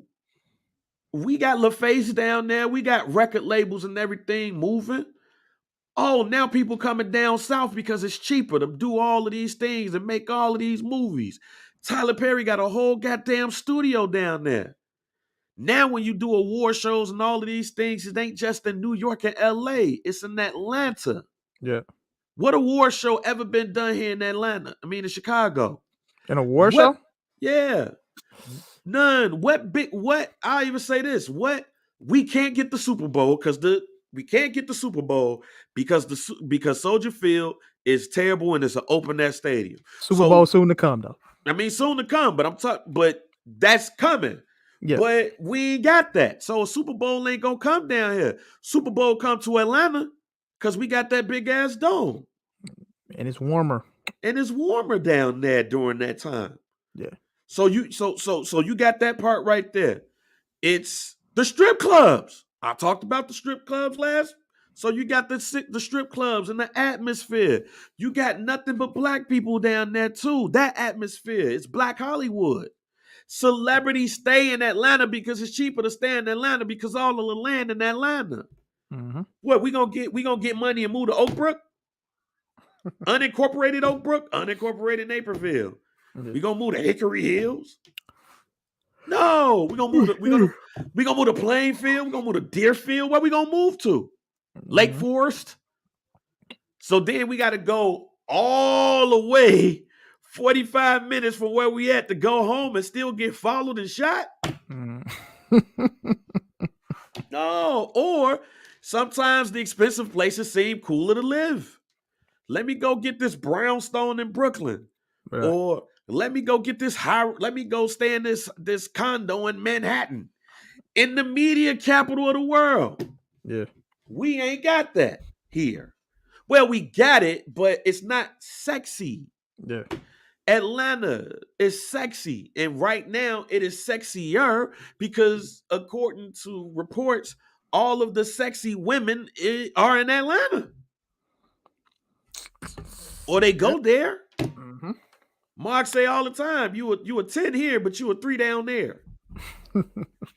So Atlanta has everything and more going for it. What's crazy is that Atlanta didn't have that when Freaknik was going on.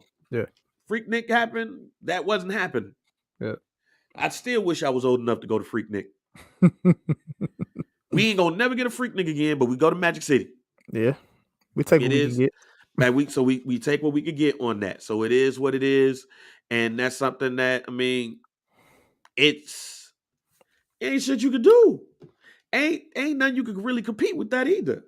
So no, and then when it comes to media, being that everything is down there for black folks, we ain't got to go chase the white media in the case. And I think I think rappers, I think musicians in period, they know, but they don't really know that what makes this go is the media. If you have a good media ecosystem, you'll be straight. You'll get notoriety. Yeah.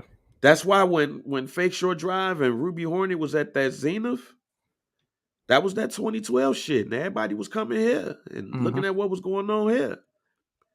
Who's the popping media platform in Chicago right now for music? Yeah. Well, what's the word? Is it what's the word?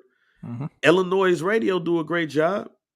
But I mean, and there's no diss to those platforms at all. But that ain't enough, unfortunately. Yeah. That's not enough to keep somebody here. Mm-hmm. There's a million of those in in Atlanta. Yep. and they get good looks. Yeah. That's the unfortunate part. I think if our media was here and it was better, that's why I get cussed out. Because apparently I was supposed to help out with that. No, that's bigger than me. That's looking at your radio stations, really investing in digital. Yeah. And really investing in digital and understanding that it's more to radio than the radio. It's people investing in their own platforms and not just trying to get to these events just to be cool in them and just to be locally famous. Yeah. It's going to take that build up to then build up everything else. You got to have somebody to tell the stories. Muhammad Ali would have probably just been another dope heavyweight boxer, but he had Howard Cosell to help tell his story. And since he had Howard Cosell that helps tell his story, he became the greatest of all time because he was seen anywhere and everywhere. He had access. And I think people need to know and understand that. All right, man. But before we get out of here, a couple other things. We got the NCAA tourney, which I'll make quick. My bracket was done a while ago. I'm mad though because the original Final Four that I had was the Final Four that we currently have. Damn. So you second guess yourself? Oh, I second guess myself badly. Yikes. I'm gonna tell you how I second guess myself badly. Duke has had unimpressive Final Four runs, tournament runs these last couple of years, Jack. Yes. I thought Texas Tech was going to get them out of there. Yeah. I thought UNC would win, but not get to the Elite Eight. North Carolina is the biggest shocker for me right now, obviously with St. Peter's as well. And I figured that St. Peter's was going to meet their match eventually. The stage just was too big for them. But I'm shocked at how good North Carolina is right now. Shout out to Hubert Davis. Shout out to Hubert Davis in his first year of coaching. Because that ACC title run made them hot. Yeah. So I was like, yeah. And then they beat Duke. So I was like, I think they're going to get at least to the Sweet 16. Yeah. So that's why I had them go. And that's it. And I love Villanova. Villanova is a team that just tournament ready all the time. All the time. But I thought this year was going to be that year, that step back year. And Kansas is another one of those teams that are tournament ready all the time. Yeah. So I had that as my Final Four. And then I went back in and changed it and put some upsets in there. Then I started thinking about how Iowa is and how they had their players are. And I was like, I think I'm going to change it. And then I changed it. And then I started looking at everybody say Iowa is a potential Final Four. And everything in my head was telling me, man, the Big Ten don't do shit but Michigan. Mm-hmm. And Michigan ain't going to go that far. But I was like, all right, maybe this is the year. So that fucked me up. And then Arizona, I just thought Arizona had the path of least resistance. So they going to go and win it all. Because they ain't got to play nobody. And they let Houston come up in there and beat their ass. So when I saw the Final Four pan out the way it panned out, I was like, man, I fucked myself. It'd be like that with the brackets, man. You always say, damn, man, I should have stuck with that team. I should have stuck with that team. When that team makes it to, the Elite Eight, Final Four, blah, blah, blah. Then, when one of your teams drop, you like, damn, man, I know I should have got them kicked out earlier than that. It'd be like that with the tournament. Be like that with the brackets. Brackets get busted every single season, but it sucks. And I always say, even if you got, you going to always be in good shape in a bracket pool if you got at least 3 out of the 4 Final Fours remain. You're gonna be in great shape. None of them. Who's gonna win? Man, bang. Because I think no, I ain't talking about the tournament. I don't even give a fuck about who's gonna win. Who's gonna win? And I hate to say it like this. Who's gonna win our bracket pool? Yeah. Shout out to Ryan. Shout out to Ryan Curry, man. Shout out to No Chill Podcast. Because it's probably clinched. He got it. Or my homie Pacheco. Shout out to the fantasy football champion. Oh, it's up to two Pacheco. people? He got Kansas winning. He got Kansas winning it all. And if you go by max points, if he still got his max points set at like 1120 and Ryan is at 1370, and then everybody else is pretty much non-existent after that. So if Kansas pulls it, he might sweep in and get first or second place. But right now, Ryan is the clear favorite right now because he has Duke winning it all. Yeah, shout out to No Chill Podcast. Y'all make sure y'all go listen to that. Yeah, man. So he looks like he looked like he about to pull it off. But shout out to my homie Louis Pacheco, though. He got Kansas winning it. He kind of like crept up from the bottom back up. Oh, Ernesto Batista is in there too. Yeah, he got I don't think he could pull it. He got Duke winning. He got Duke winning, but I don't know if that's gonna help. Yeah, I don't know. We'll see. I don't think Duke winning helps the situation, but we'll see though. We'll see. It's still up for grabs for at least 3 people. It sucks, man. I'm tired of losing, and I second guessed myself that night in FanDuel. I could have won $600. When you cashed out, I cashed out, fam, because I went to sleep. I went to sleep, so I was like, nah, let me just go ahead and take what I could get. It was $150. Yeah, that's cool. Now it's like, shit. Everybody hit me like, yo, you got a hit. I was like, I cashed out. And shout out to FanDuel. I've done a different strategy this week with FanDuel. Okay.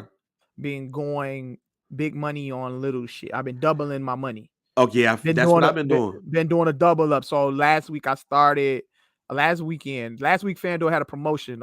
They had a 100% max deposit bonus. So whatever you deposit in, they'll max it 100%. Okay. Up to $200. So I put 200 in, and they gave me 200. So I took my 200 out, my original 200, and I pretty much played with the house money. And by yesterday, I was up to $1,000. Okay. So you know what I'm saying. Congratulations. So snatch some of that. I'm still trying to flip 10 into 25,000. Still gonna always do that. We gonna always play $10 for something, you know what I'm saying? Hit a lotto play, but the double ups have been very, very successful. Yeah, I said that what I'm gonna start doing is doing smaller parlays with bigger money. Do like plus 100 odds and just put like 50 on it and just flip your 50 into 100. You know what I'm saying? Put the easiest thing on there to get you plus 100, plus 200 odds and just flip it. That's pretty much that's been working. Because that's how the 500 got there. Yeah. That's how the 500 got there. I just did a four joint parlay, and I was like, "Fuck." Yeah. I second guessed myself. All right, and the last thing, man, before we get out of here, shouts out to my cousin Vincent. Mm-hmm. It's almost becoming a regular segment on the show. Yeah. 4 Must Go. We need a new one. We need a new one for the next. Yeah, we need another one for the next pod. But the most difficult 4 Must Go in the history of mankind for white people cinema. Yeah. I think he stumped the group with this one. He stumped the group with this one. Arnold was Schwarzenegger. Yep. Sylvester Stallone. Yep. Bruce Willis. Yep. And Keanu Reeves. Bruh. Yeah. I wasn't picking that shit. Yeah. I tried my hardest to say, wait, he gotta go, but why would I say he gotta go when he made that? Why would I say Keanu Reeves got to go? This man made The Matrix. Why would I say Arnold Schwarzenegger got to go? He's the fucking Terminator. Yeah. Why would I say Sylvester Stallone got to go and he's Rocky? You know what I'm saying? Bruce Willis Die Hard. Come on, dog. Like, that one is a... But I love it, though. I love it. You know what I'm saying? Yeah, I wasn't picking. That was a tough one to go. And he knows. And I still haven't picked anything on that one. He know it. I told him. I'm not going to put myself in a position where I'm going to choose somebody. Yeah, I was over there this weekend. And I said, I told him, I said, well, how dare you? Yeah, we can't pull that one off. We can't do that one, fam. Like, this is historic white cinema right here. Big facts. Not going. No. Ain't no way. Can't do nothing with that one. Can't do nothing with that one, sir. Can't do that. Historic white cinema. Like Sylvester Stallone has the Rocky series. Sylvester Stallone don't go nowhere at all. And he got over the top. Mm-hmm. He's not going nowhere. Yeah. Arnold Schwarzenegger is Terminator. He's the Terminator, dog. He's not going nowhere. He's not going nowhere. Now, if I had to pick one, if I had to force myself to pick one, gun to your head, you got to pick somebody, man. it's Bruce Willis. Okay, I respect that. It was Bruce Willis for me too. If a gun to my head and I had to get one of them out of there, Bruce Willis got to go. He would have to go. But I love the Die Hard series. Mm-hmm. I love Pulp Fiction. If he goes, Pulp Fiction got to go. Man, we can't. No. No. Yeah. Keanu Reeves made Speed. That could go. I can't get rid of Speed, bro. That's one of my first. That was like a childhood movie that like we had on tape, and I watched that shit over and over again. Shout out to Sandra Bullock, bro. I love that fucking movie, bro. We can't get rid of Speed, bro. Speed. I can't get rid of that. That's just a personal favorite of mine from Keanu Reeves, a personal movie favorite. But at the end of the day, he made The Matrix, bro. Yeah, The Matrix ain't going nowhere. We can't do nothing. He made Bill and Ted also. Exactly, bro. Yeah, we can't do nothing with that. Damn. We can't do nothing with Keanu, bro. So that's a tough one. We need one for women, though. He gonna listen to this pod. We need a 4 must go with women. With women, like women actresses. We did. I think we did that one. He did. Not with actresses. He did by Gabrielle Union. I know with white women. Oh, we need white. Okay, yeah. We need one with white women. We got to discuss the white cinema. We got to discuss white cinema with the white actresses like Reese Sandra Bullock. Sandra Bullock. Yeah. Sandra Bullock. He'll figure that shit out. Yeah, we'll get that one going. He'll figure that shit out. And we had a discussion about the deaf one too. We had a good discussion about the deaf one because it just shows me a lot of y'all never saw the movie City of God, and it's okay. Because I know a lot of y'all, I know a lot of y'all love Negro cinema, but y'all don't love subtitles. Y'all don't want to have to read y'all movies. Fucking stupid. And I totally understand that y'all not educated enough to read subtitles, but City of God is so good that you don't even realize that they're talking in Portuguese. Yeah. You don't even realize the subtitles are there. You really think like these cats are talking English and you understand everything that they talking about. Yeah. City of God is my favorite movie of all time, ladies and gentlemen. Yeah. And in the movie, just to explain the movie, City of God is a city outside of Rio de Janeiro where a young photographer is growing up. They tell a story about his brother and his brother's friends, the Tender Trio, and how they got started in the life of crime, which led to starting the life of crime with Lil Z, and Benny. Benny was the coolest cat in the hood. Mm-hmm. And after a while, he wanted to get out of the hood. Alex Braga, who was in Legends, I Am Legend, and the show that was on USA with the drug dealing woman, but she was in that joint too. She was the drug dealing woman. I forgot the name of it, but she was Benny's girlfriend. Her and Benny was going to go buy a farm. They bought a farm in the farmlands, and they was just gonna eat off the land and smoke weed. And they had a big ass party. They had a big ass party to celebrate Benny leaving the hood. Yeah. Lil Z did not want Benny to leave the hood. So he was upset at his friend for leaving the hood. This dude that Benny shot in the foot wanted to kill Lil Z. Well, Lil Z shot him in the foot. He wanted to kill Lil Z. Yeah. Benny tried to stop him. Benny gets shot. He dies at his own party, ladies and gentlemen. And it tore the hood up. Yeah. It started a war. But Benny ain't want to do nothing but leave the hood. Yeah. Take his money and go. And he got killed. That's sad. Mm-hmm. I understand Opie dying. I understand it.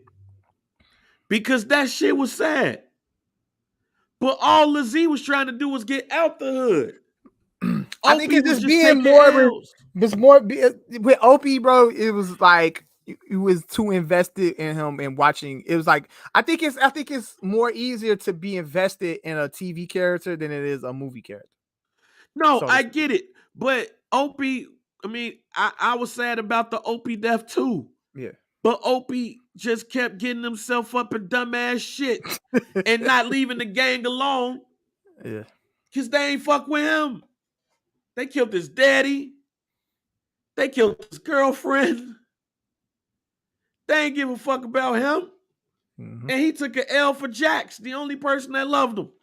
Yeah, Benny was trying to leave the hood. He was trying to get out of it with his girlfriend. I feel you. And everybody loved him. Benny, just to equate this is like GD's, Vice Lords, Latin Kings, yeah, and Moe's all loving one person. And they all came to the party and didn't shoot nobody. They literally all was like, oh man, Benny, you leaving? Shit, we gonna slide. Oh, we don't worry about the Vice Lords. We good. Yeah. They was all kicking it. They was eating and drinking together and dancing. Mike, did you see the movie, Mike? Yes, I seen City of God. You saw they was all dancing. You had the dudes they had the suits on dancing and shit. Yes. They had the 70s music playing and shit. Yes. They was all smoking weed and having a good ass time. Mike, bow, bow, bow, bow. And then dude came over there and they strobe lighted this shit. So you ain't know who got shot until you hear Lil Z say, Benny. Yeah. It was a strobe light. And then you saw him on the ground. And then this girl on the ground crying and shit. And Lil Z mad, bitch, get go. And she had to run.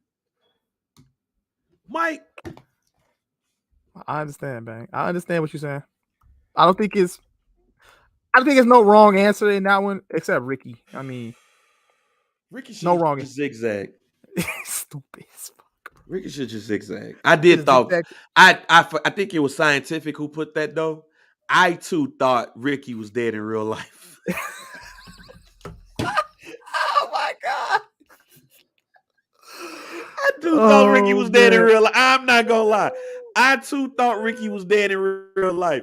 When Morris Chestnut popped up, I think the next time, I can't remember correctly, but if I'm right, the next time I saw Morris Chestnut was Out All Night on NBC. I was like, yo, Ricky, how you make it from that shit, bro?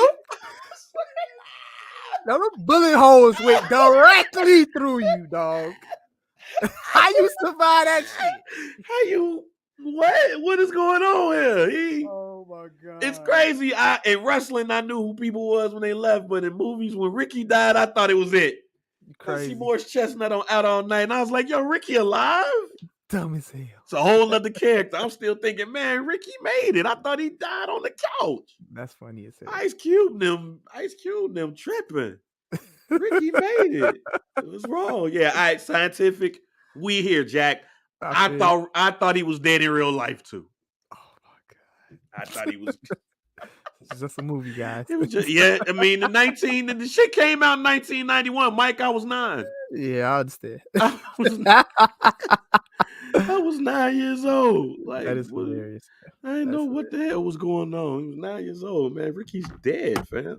And I went to the drive-in to see that movie. I'm mad that Jay Hollins left because I make fun of Jay Hollins because he's from Leclerc Courts, which is down the street, basically, from the Bel Air Drive-In. You know where the Bel Air Drive-In that was in Cicero. Mm-hmm. Yeah, I still say to this day that Jay Hollins and Leclerc Courts is probably one of the reasons why they closed that shit up, because they was coming up in that beating everybody ass. No shit. Because Jay Hollins is about 45 years old. See, Jay Hollins, you just follow him on Facebook. He's a great family man now, but he's definitely one of those kids that Ricky ran into Ricky. 1991. Okay. He ran into Ricky in 1991. That's all I'm gonna say. Cause I don't know nothing else about his life. But when he said that he grew up over there because I used to be a young person going to the drive-in every weekend and be somebody fighting. Mm-hmm.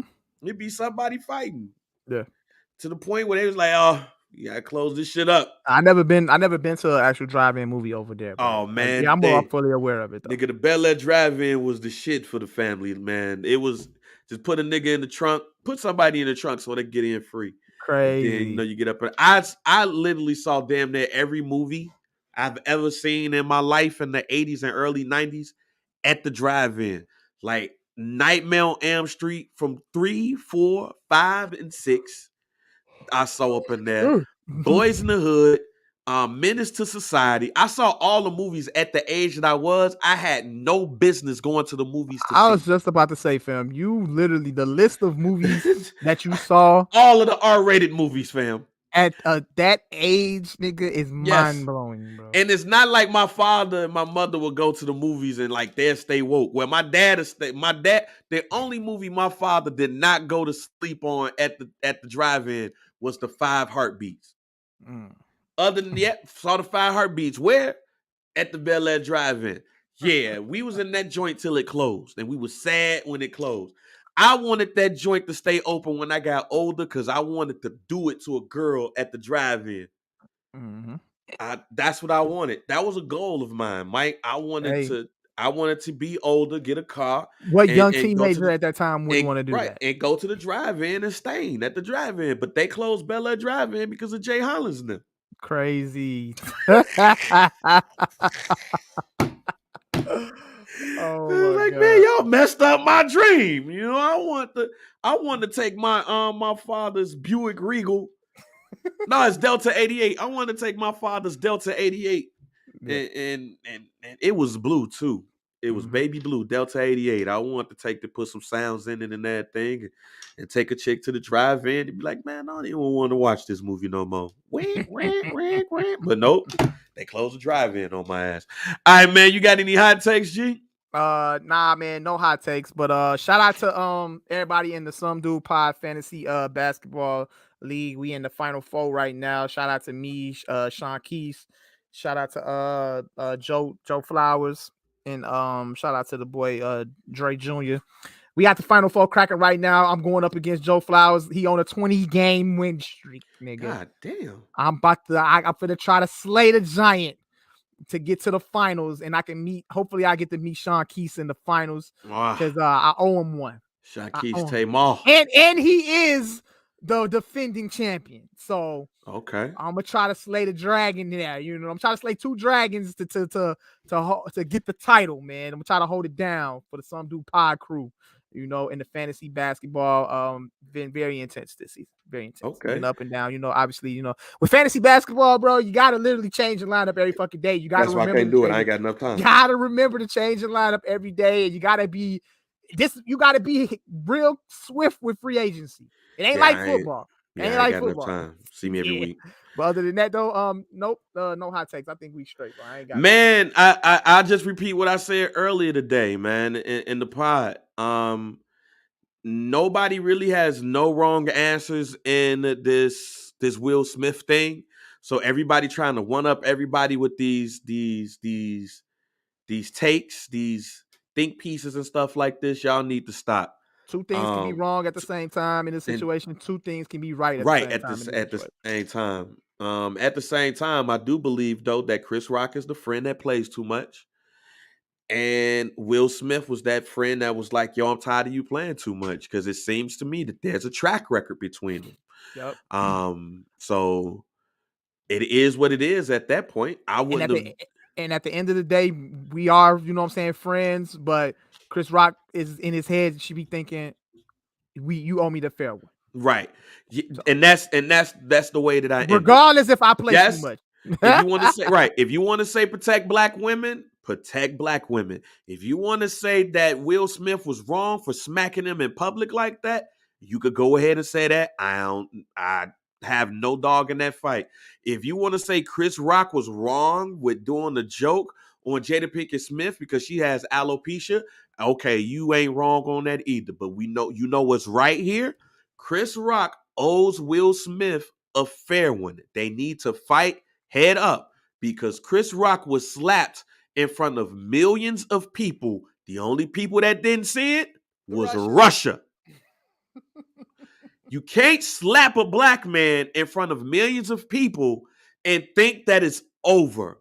They need to fight it out. And every black man that was in attendance at the Oscars need to be in the dirty ass gym in Philadelphia, and they need to fight it out. And then they could go have a black men's brunch and celebrate life. And I'm sick of Jake Paul ass trying to make money off black people fighting, bro. Sit your ass back, bro. Ain't nobody finna fucking. He stay be trying to jump into some shit, bro. Oh, Kanye and DL Hughley, y'all offer y'all $30 million to fight, bro. Yo, stay your white ass out of this shit, man. This ain't got nothing to do with you, bro. You know what I'm saying? Don't got nothing to do with you. Come here. Hey, baby. I'm sorry. You walked in right when I was Get me. Get out of here. I'll be up there in a minute, okay? Huh? Yes, you can take your phone to dance class. Goodbye. Tell Bang hi. Tell Bang hi. He can hear you. Hi, Bang. Get out of here. All right. My phone, babe. We good? Where we at? Oh, we good. My stomach hurt. Hey. Oh man, I'm tired of Jake Paul, baby. Hey, how you doing? Yeah, man. Nah, man, I had to get that one off too, bro. Cause dude steady jumping in our shit, fam. He steady jumping in our business, bro. Stay out of this shit, bro. This ain't got nothing to do with you, fam. They got nothing to do with you. Let us fight in peace, nigga. We don't need you to promote shit for us. Let Paul Heyman do this shit. Yeah, bro. Get your ass out of here, bro. Hey, you fighting that Mania this weekend or something? That's Brother Logan. Oh, Brother Logan. Okay, yeah. All right, you focus on that, bro. For Us By Us Network promote this shit. Huh? Stay out of nigga problems, bro. This ain't got nothing to do with you. Other than that, we straight. Oh man, end us off, G. Man, y'all already know, man. Some Dude Pod. Make sure y'all rate, like, subscribe, man. Make sure y'all subscribe to us, The What Digital on YouTube. Subscribe to us on Twitch, The What Digital. Like us on Facebook at Some Dude. Join the community, hashtag Some Dude Pod. Like us on Facebook. Follow us on Instagram at Some Dude Pod, at JR Bang, at Mike B_CHR. Cop some merch. Shout out to my boy Mike Webb. He out there in Vegas right now with the Some Dude Pod merch on. Sir. You know what I'm saying? With that red joint. I apologize to you, Mike. I apologize. Don't walk up on me in Maywood, fam. Mike Webb fuck with you, fam. It's all good. I know, but I'm just saying. Maywood fuck with you, Bang. I know they do. I spent half of my life there. I'm just saying. Well, yeah, other than that, man, we signing off, man. We out of here.